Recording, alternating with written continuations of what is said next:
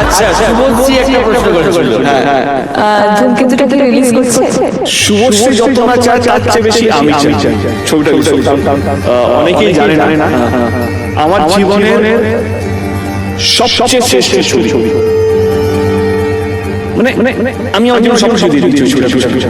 এবার প্রবলেমটা হয়েছে ঠিকঠাক লোকের হাতে হাতে চলছে, মানে মানে মানে আছে, মানে আমারও কষ্ট হয় ছবিটা রিলিজ হচ্ছে, আমি অনেক চেষ্টা করেছি ছবিটা রিলিজ করার পিছনে। এবারে তোমাকে একটা জিনিস বলে ছবিটা করানো হয়, যখন ছবিটা হয়ে যাওয়ার তুমি কে?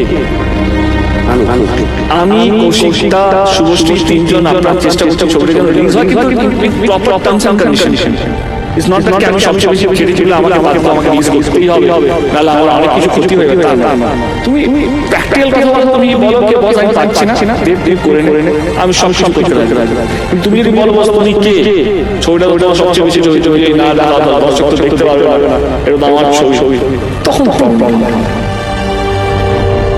যে শুনছে যে দেখছে সে বুঝতে পারছে আমি কি বলছি। যদি ধূমকেতু না হতো চ্যাম্প হচ্ছে আমার জেদ, আমি পুলিশের দেখা, আমি একটা সেলফ ডিপেন্ডেন্ট ছবি করবো যেখানে আমার কারোর সঙ্গে